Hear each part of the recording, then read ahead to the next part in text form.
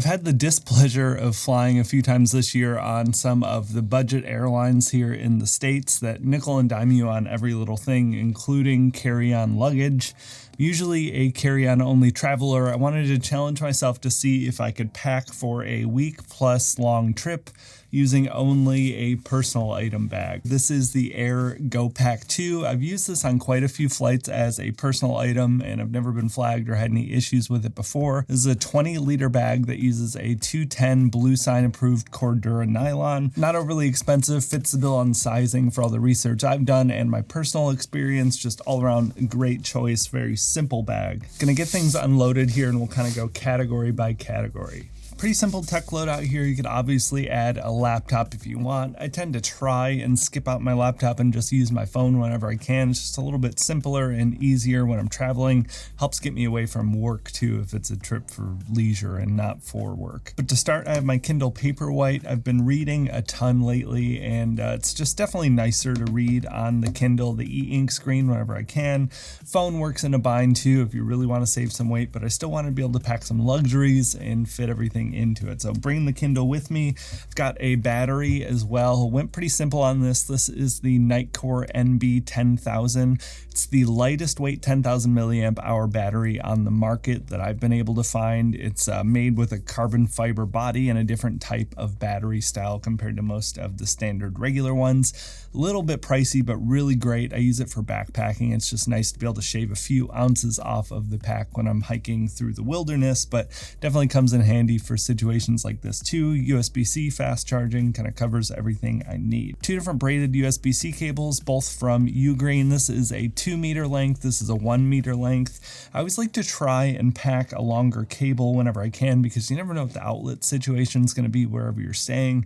And you want to be able to set yourself up to be able to charge your devices pretty easily. And one way I'm able to avoid, bringing a lightning cable for my AirPods and for my iPhone, I have this little ESR Halo Lock kickstand charger.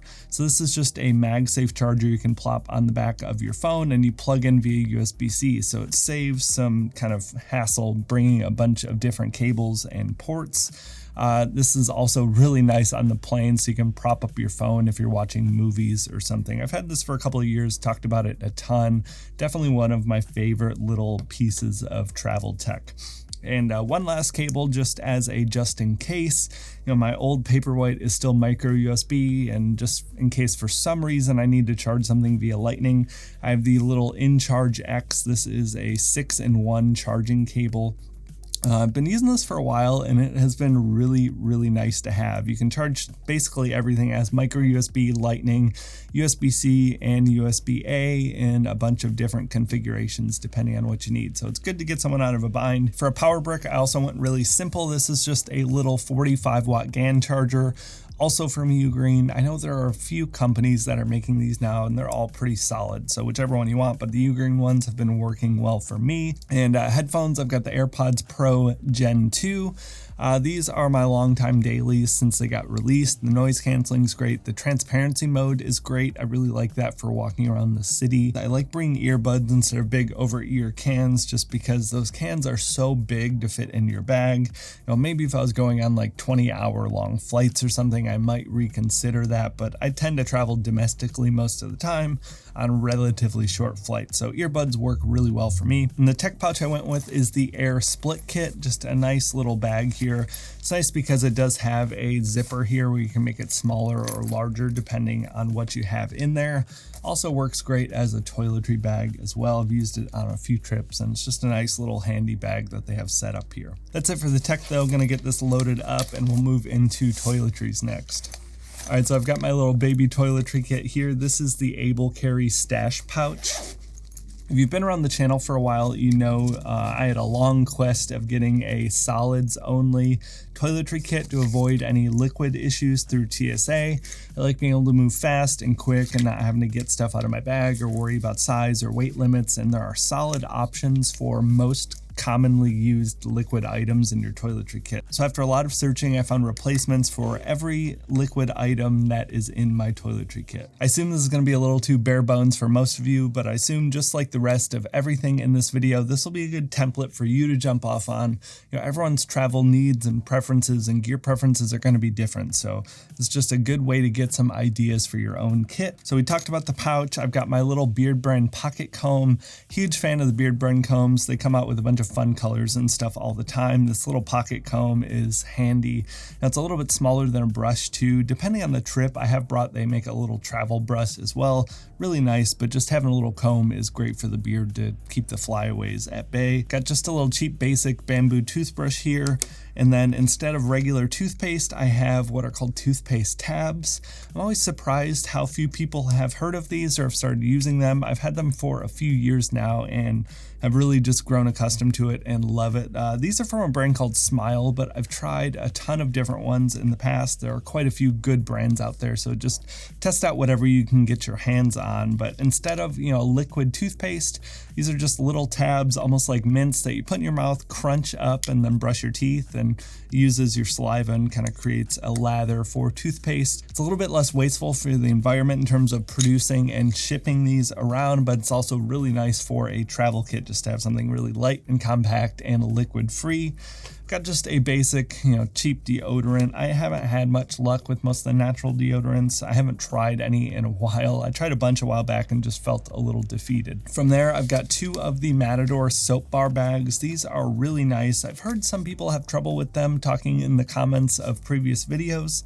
I've been using these for a couple of years now and have 0 complaints. So your mileage may vary. In my experience, they've been great. They're little bags to keep your soap bar in so they don't scum up everything else in your Dopp kit. But inside of this, I keep a little Beard Brand utility bar. Huge fan of the Beard Brand products. I use that all in my normal day-to-day life too. Scents are really nice. Temple Smoke is my favorite for sure. Old Money is another really solid one. On top of that, I also have a little solid moisturizer bar for my face. I found this at Lush.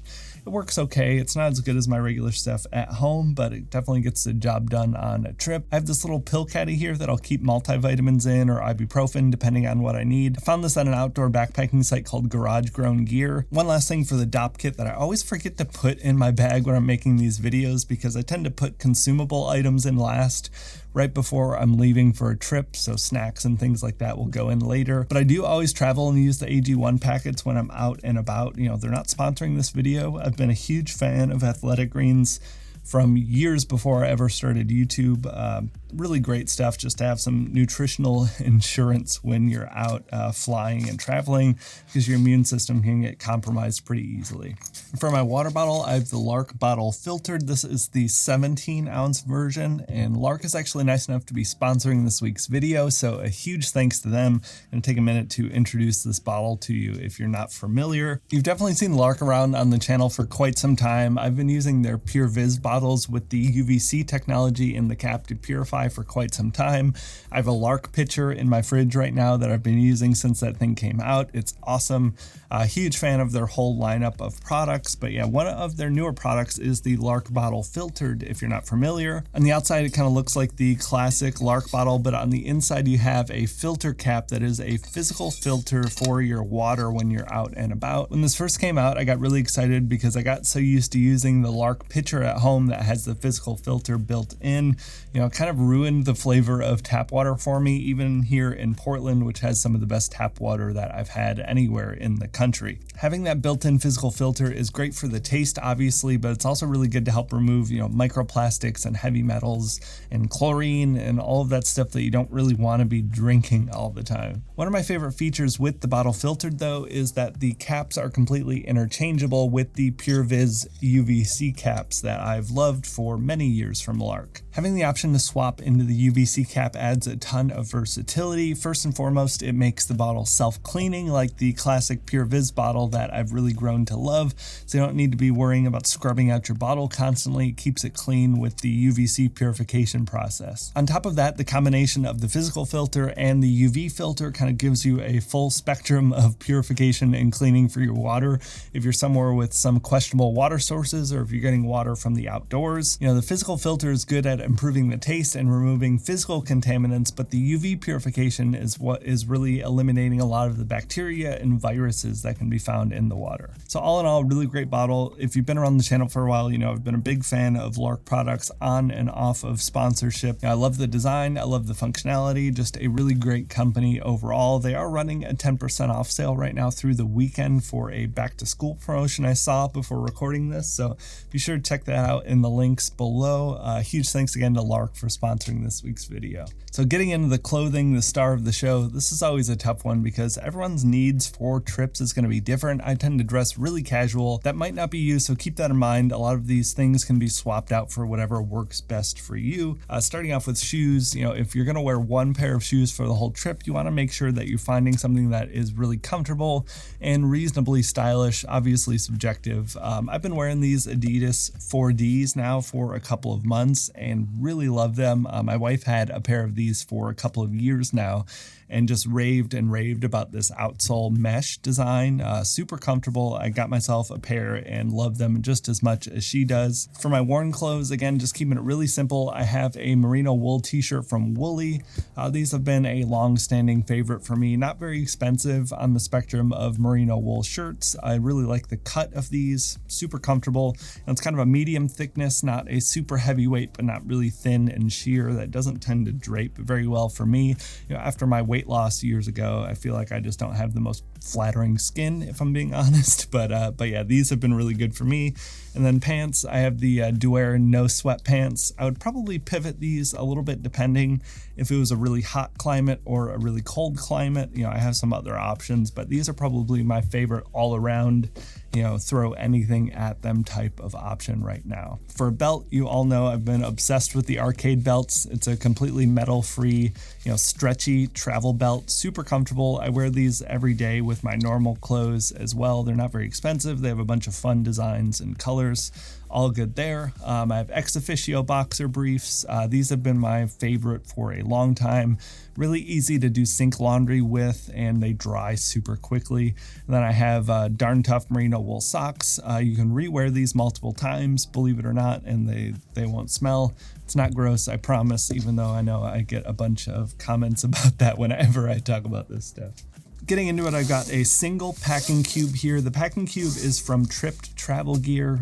Any packing cube is going to work fine. I do like this one though because it has some compression, which is really handy when you're trying to pack really light and really small. All right, so this is the rest of the clothes I would need, and then some, to be honest, for a 7-day, you know, plus trip. You could easily do 2 weeks with this, in my opinion. Again, it's going to vary depending on the person, but I did want to make sure and include jackets because, you know, if you're going somewhere and you're not sure of the weather, you know, having some good lightweight jacket type of options is always good, but I would check the weather before I go and kind of tailor this around whether or not I need to bring these, but I wanted to cover as many bases for the weather as possible in this, you know, scenario of building a personal item only bag. For some warmth and some varied style here, I have the Unbound Merino. This is the compact merino wool travel hoodie. Completely made of merino wool, super soft and stretchy and comfortable. I love the look and feel of this thing. It makes for a great daily type of hoodie as well. Last time I talked about it, a bunch of people said that they use this all the time at home.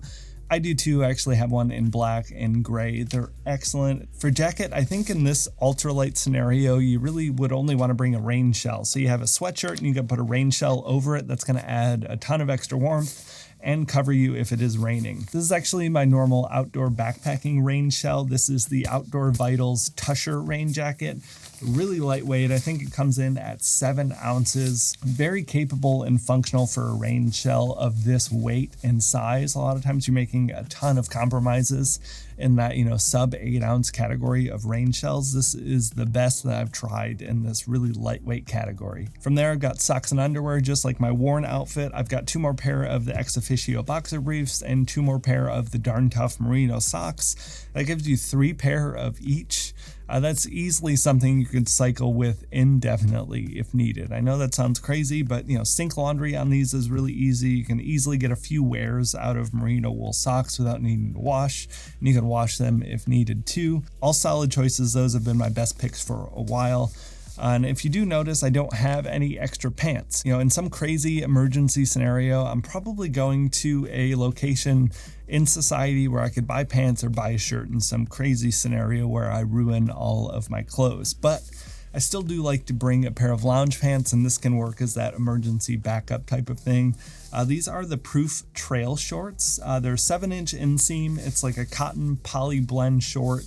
These are excellent. I've had them for over a year now. In the summer months, these are worn almost daily by me. They're a little more substantial and normal looking than like a typical gym short, so I think they pass for like regular outfits really easily, but they have the comfort of just like a cheap basic gym short. For packed shirts, I've just got 2 more merino t-shirts, one more from Woolly and another one from Proof, actually the same brand as the shorts.